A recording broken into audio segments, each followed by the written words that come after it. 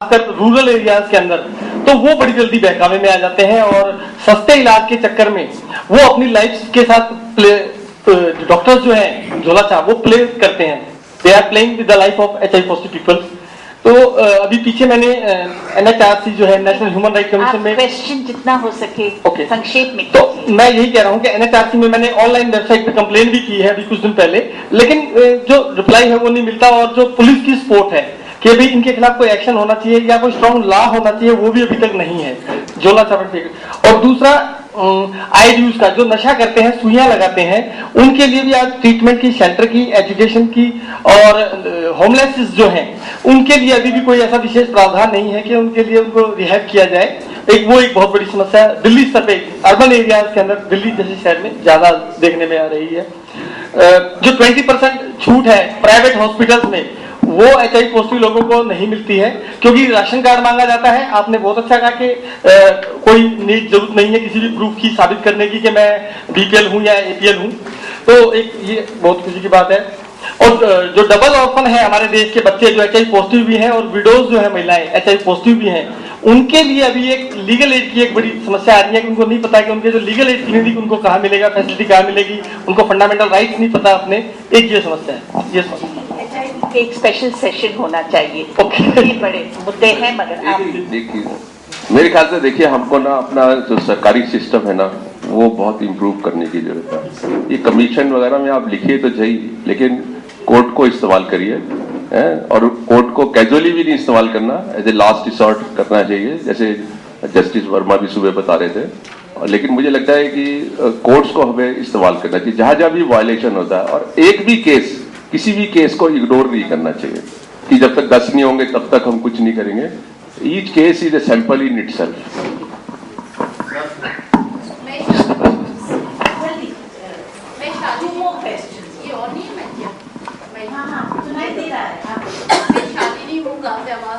मैं एक छोटी सी सामाजिक संस्था चलाती हूँ जो कि स्लम में काम करती है। तो आपने चूंकि आप एक एडवोकेट हैं इसलिए ये मैं सवाल आपसे कर रही हूँ कि आपने कहा कि आप GTB हॉस्पिटल गए और मॉनिटरिंग की कि किस पेशेंट को दवा मिल रही है कि नहीं, लेकिन चूंकि आप काले कोट में गए थे, लेकिन वहीं कोई एक सोशल एक्टिविस्ट या कोई और आदमी जाता है, तो मैं स्पेशली मैं यूपी के गांव से हूँ, मैं यूपी की बात करती हूँ, बहुत दूर नहीं, गाजियाबाद की बात करती हूँ। आप सरकारी अस्पतालों में जाइए, CMO से, डॉक्टर से कहिए कि पेशेंट को दवा नहीं मिल रही है, वो ये है वो है, तो उनका एक सदा सा जवाब होता है आप हमारे सरकारी कामकाज में बाधा पहुंचा रही हैं। और जिस आदमी ने ये हिम्मत जुटाई कि उनके भ्रष्टाचार के खिलाफ आवाज उठाई, तो सबसे पहले उसके खिलाफ FIR दर्ज हो जाती है।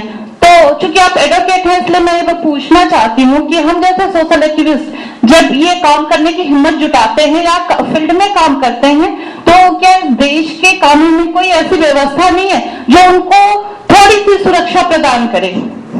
Thank you. देखिए, जब भी आप कोई बदलाव की बात करते हैं ना तो ये सब प्रॉब्लम्स तो आएंगी है, लेकिन मुझे लगता है कि आप जो अपने लोकल लॉयर्स हैं, कुछ लॉयर फ्रेंड्स हैं, उनके साथ मिलकर थोड़ा सा इसको और कंस्ट्रक्टिव वे में अपना मतलब हौसला मत खत्म करो। ये ऐसा होता है जब आप किसी को कुछ उंगली उठाओगे तो नेचुरली रिएक्शन जो है ना वो ये इंडिकेशन करता है कि आपकी बात में जान है। सर नमस्कार, मैं एक मिनट जरा संक्षेप में क्वेश्चन पूछिए और सिर्फ 2 और क्वेश्चन माफ करना मुझे। राजेंद्र राठी नागपुर। पीछे जो पिक्चर बताई जा रही है फूड की बताई जा रही है, पिक्चर में बैकग्राउंड बताया जा रहा है फूड का।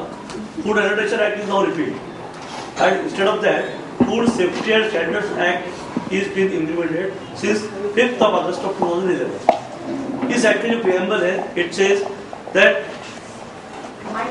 for laying down science-based standards for articles of food and to regulate their manufacture, storage, distribution, sale and import to ensure availability of safe and wholesome food for human consumption. इसमें कहीं पर भी healthy food, इसके बारे में कहीं पर भी इस एक्ट के प्रीएम्बल में लिखा गया है। At the same time food NRHM act is been repeat. दूसरा, how to procure this healthy food when it says about the scientific food that is genetically modified genetic engineering food. So मुझे ऐसा लगता है कि यहाँ बैठी others gathering में हमने इस पर संशोधन के लिए बहुत बड़ा काम करना है और दिल्ली में इस पर आगे आना चाहिए, हमारे साथ देने को तैयार रहेंगे। ठीक, आपसे सहमत हूं मैं।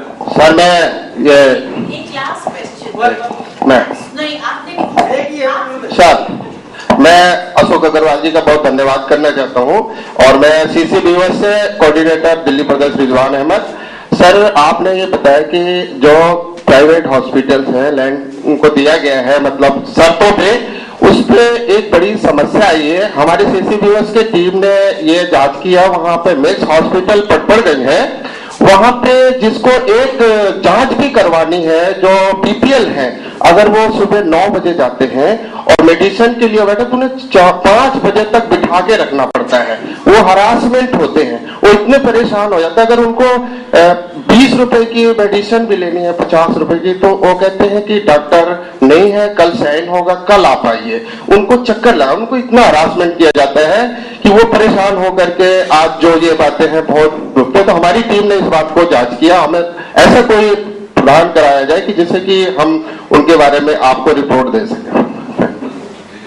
हेलो, मेरे को जानकारी है, अभी जानकारी मिली है इस बात की 2-4-5 दिन पहले ही, और मैं किसी दिन आप लोग मेरे साथ चलना, वहां उनके साथ बैठ जाएंगे। अब ये तो मानते हो ना कि हॉस्पिटल ट्रीटमेंट दे रहा है, थोड़ा हरेस कर रहा है, उनको थोड़ा सा लेफ्ट राइट करेंगे, ठीक हो जाएगा। है hello, the last question please, one important question, one single line question please, one question, one single line, हमें डांट पड़ रही है। very important question, one single line question please.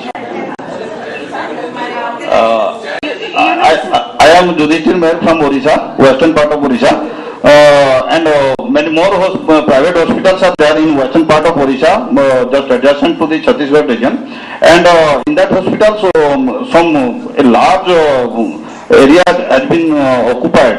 Perhaps it is donated by the then Rajas, the emperors, in pre-independence periods, and they have constructed the hospitals in a very large area.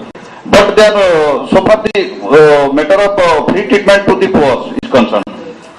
Is there any provision to claim the free treatment from them who have availed these facilities from the pre-British periods? As I have not gone through the decisions made in different courts, what you have cited. Sorry, can I just say one thing please? हाँ, हम लोग किसी और की building में आके we are having this meeting. No, there are several other meetings going on. We being given strict slot 1 to 1:30. खाना है खाओ, नहीं खाना मत खाओ. Payment हो गया, हाँ हो जाएगा whatever. So the question is either then the next speaker, one speaker doesn't speak, or the other thing is इसलिए it's only for this reason. It's only for this. And I think the question answer interaction very very important. So either we can quickly have the other two speakers and have the questions in the end, और अशोक जी अब आपको realise हो आपकी कितनी जरूरत है, तो आप जल्दी जा नहीं सकते। आप प्लीज माइक दे दीजिए और प्रश्न के बाद हमें सेशन नेक्स्ट स्पीकर्स को सुनना पड़ेगा।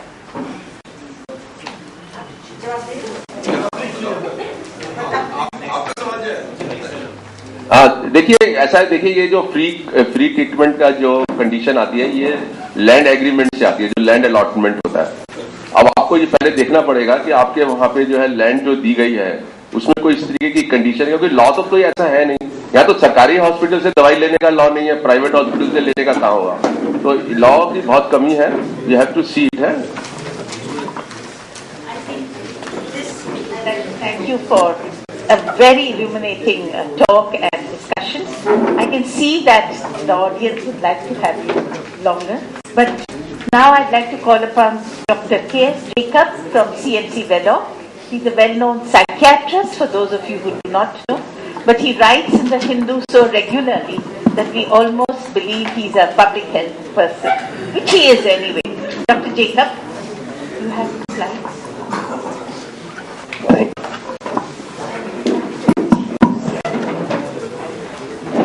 Thank you very much for inviting me to speak at this conference.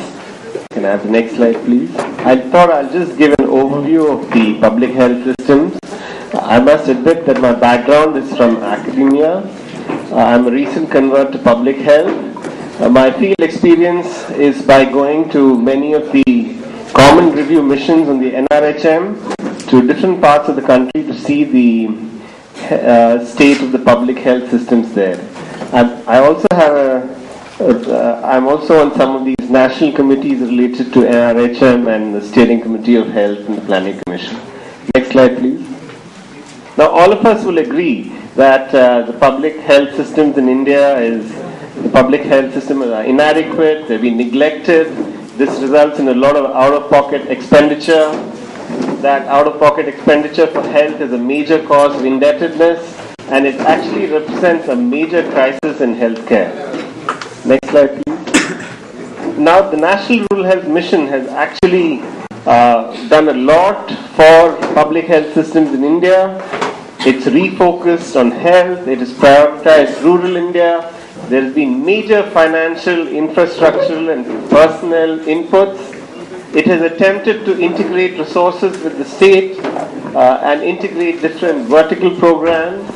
It has attempted to decentralize healthcare and management. It has got built-in flexibility into the system. It has a huge component of community participation and ownership. So by many standards, the NRHM is a success. So what I am going to tell you after this should not take away from the fact that the NRHM has made an impact in rural India. Next slide, please. Now, Professor Srinath Reddy's high-level expert group has recommended universal health coverage, and many of us here, many people believe this is an excellent ideals which the country should take forward. I believe it may be accepted by the government. I believe that it would be adopted in the 12th plan, which the Prime Minister has said that is going to be a health plan. So these ideals which have been listed in this document by this committee, I believe will get increased funding. Next slide. So now the question is, how will the country implement this ideal of universal health coverage? So despite the fact that there is political, administrative and financial will to increase the health financing for India and the Indian people, the question is, do we have a delivery mechanism to implement universal health coverage? Next slide. Now there are many unresolved issues. I shall very briefly highlight them. Here is a list.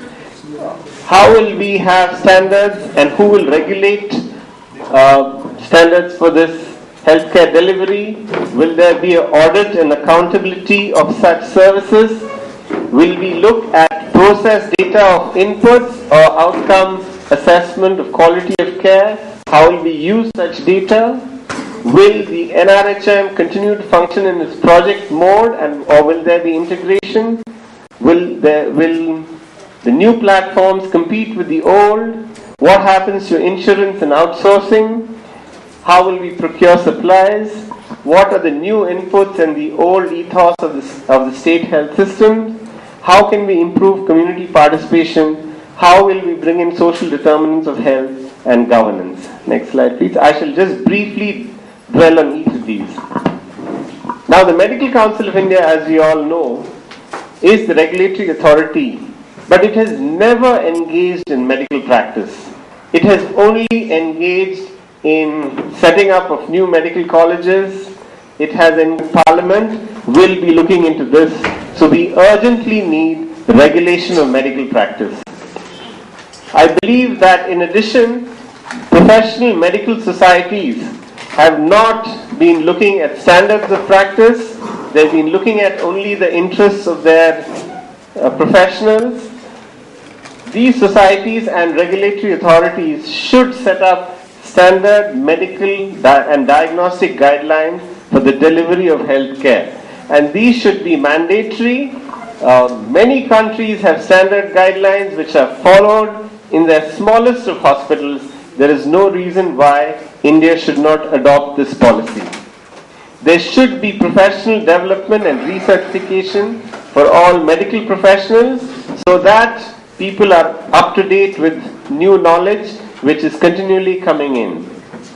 This issue of ethical standards, who will enforce ethical standards on the medical fraternity? I believe this is an important question.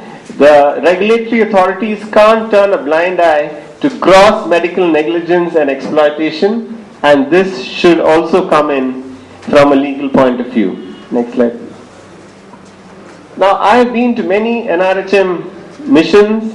The NRHM is an ideal. It has lots of good points. It tells you how normal delivery should be conducted, how should newborn babies be taken care of. But every time you go, even if the equipment is available, if the buildings are there and the personnel are there, we find that there is really no system which delivers this output. So we have gone to hospitals where 24/7 doctors are available in the building, but the delivery is conducted by the sweeper or somebody who is not actually trained. But the fact that we see that they actually do a reasonable job means that they are the ones who are actually conducting these deliveries. So when we say 24/7, who is to audit this 24/7 delivery in hospitals? So these occasional national common review missions point out glaring deficits in the functioning of the system. But unless the hospital, the institution, the district, the state administration takes it upon themselves to audit hospital functioning, we will have poor healthcare delivery in public health facilities. So we have to bring in this concept of audits. We have to look for corrective actions when policies, processes, procedures and practice don't meet the norms or are faulty. These assessments have to be constant and internal rather than occasional and external. There is in the medical profession a paternalistic attitude and there's huge power differentials between doctors and patients. So the patients actually don't know what they are entitled to. There is also a culture of silence within the medical fraternity, that in the hospital, if we know that gross negligence is going on or exploitation is going on, all the other doctors keep very silent. They may be even complicit or collude in propagating such practice. Next slide, please. Now, if we look at the NRHM, I have been to many meetings on many of these steering committees. We get huge documents on the inputs into the NRHM. The amount for buildings, for machines, for personnel, broken down by state, by district. But we never get output. How many babies were born alive? How many babies were breathed at birth? How long did the mother stay in the hospital? Did she have PPH, postpartum hemorrhage? So there's a systematic lack of outcome and output data. It's only inputs that are fed into the system. So if we look at the Janani Suraksha Yojana, which has really mobilized women across the country to deliver at hospitals, but nobody is looking, was the baby born normally? Was the baby alive? Did they go home safe? Right now, lots of data is actually collected, but it's not correlated with the National Sample Survey data or the National Family